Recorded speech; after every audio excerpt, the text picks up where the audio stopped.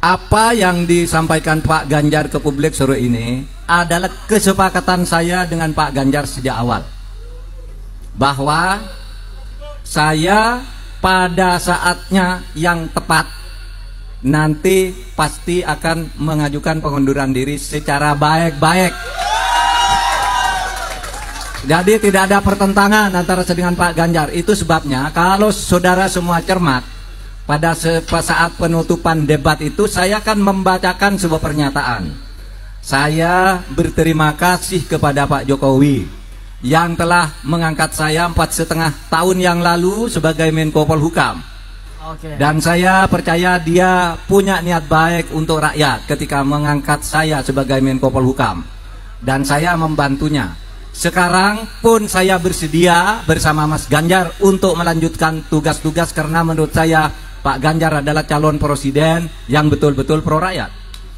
Nah, jadi saya sudah memberi isyarat itu. Tetapi kenapa ini tidak dilakukan sekarang? Karena begini, satu, menurut aturan itu tidak dilarang.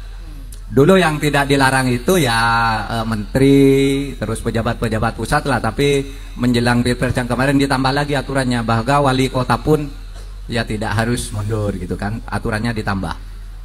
Padahal itu aturan lama yang hanya menyebut menteri dan pejabat-pejabat tertentu. Tapi tidak apa-apa.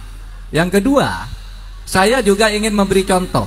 Kalau saya ini menjadi calon wakil presiden, masih merangkap apakah saya menggunakan kedudukan saya untuk memanfaatkan fasilitas negara atau tidak.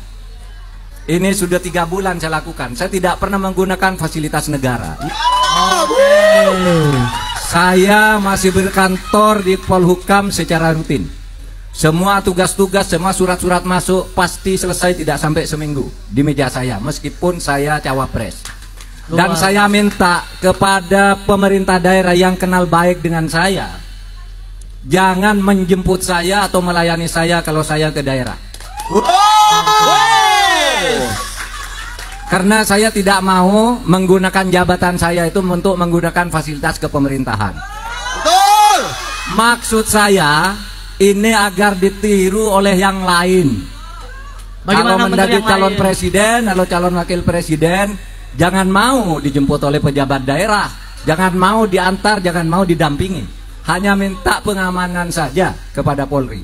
Oleh sebab itu, saudara, di daerah-daerah ini banyak teman baik saya.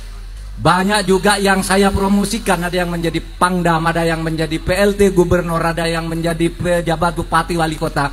Semuanya saya bilang ke staf, kalau saya datang ke daerah dia, jangan hubungi dia untuk menjemput saya atau berkomunikasi dengan saya atau menjamu saya. Jangan hubungi dia, kasihan dia nanti dipecat kalau menghubungi saya.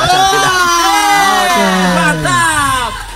Karena fenomenanya orang kalau dekat-dekat dengan lawan politik itu itu susah, segera dipindah, segera dinaikkan, tapi sebenarnya ditendang ke atas, dan macam-macam. Oleh sebab itu, semua pejabat yang kenal saya yang selama ini baik-baik saja, kalau saya datang ke daerahnya Anda usah ikut menjemput agar tidak berbahaya bagi Anda, bagi karir Anda.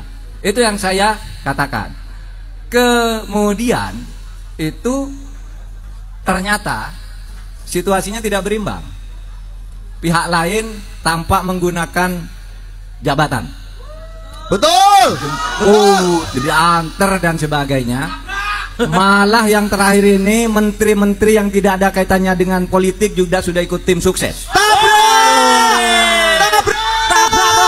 Siapa itu?